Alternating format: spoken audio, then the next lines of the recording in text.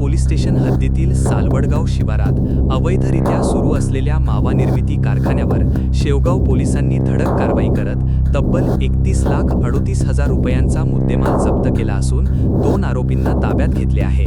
या प्रकरणी 4 जणांविरुद्ध गुन्हा दाखल करण्यात आला आहे। पोलीस अधीक्षक मुम्मका सुदर्शन यांनी जिल्ह्यातील अवैध धंद्यांवर कठोर कारवाई करण्याचे आदेश दिले होते। त्यानुसार दिनांक 20 मे 2026 रोजी सायंकाळी सुमारे 8 वाजण्याच्या सुमारास पोलीस निरीक्षक संतोष मुटकुळे यांना गोपनीय माहिती मिळाली की सालवडगाव परिसरात मशीनच्या सहाय्याने कच्ची व पक्की सुपारीमध्ये सुगंधी तंबाखू मिसळून मावा तयार केला जात आहे। माहितीची खातरजमा करून पोलिसांनी पंचांसह सालवडगाव शिवारात छापा टाकला। यावेळी इम्रान निसार शेख वय 22 व सोहेल अफसर शेख वय 21 दोघेही सालवडगाव हे संशयित आढळून आले। घटनास्थळी मावा तयार करण्यासाठी वापरण्यात येणारी यंत्रसामग्री, मोठ्या प्रमाणात सुपारी, तयार मावा, कच्चा माल तसेच 2 वाहने जप्त करण्यात आली। कारवाई दरम्यान मावा तयार करण्याच्या 2 मशीन, मोठ्या प्रमाणात कच्ची व पक्की सुपारी, तयार मावा, बॅटरी, इलेक्ट्रॉनिक वजन काटा, प्लास्टिक ड्रम व टब तसेच महिंद्रा पिकअप MH16 AE 6028 आणि टाटा एस MH14 EM 0971 अशी वाहने जप्त करण्यात आली।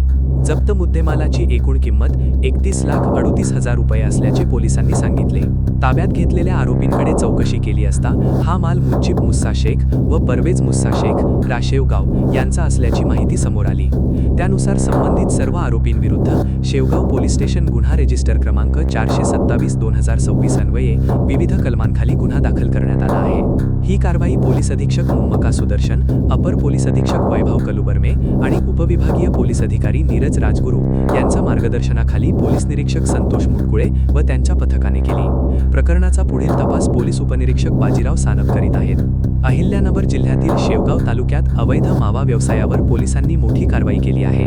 सालवडगाव शिवारातील एका गुप्त कारखान्यावर छापा टाकत पोलिसांनी तब्बल 31,38,000 रुपयांचा मुद्देमाल जप्त केला असून 2 आरोपींना ताब्यात घेतले आहे। या कारवाईमुळे अवैध तंबाखूजन्य पदार्थांच्या व्यवसायात खळबळ उडाली आहे। करायचं आहे लाईव्ह कार्यक्रम किंवा आहे कसले आंदोलन, जनसामान्यपर्यंत पोहोचेल आपला हक्काचा आवाज जनतेचा। बातमी व जाहिरातीसाठी संपर्क करा स्क्रीनवर दिलेल्या नंबरवर।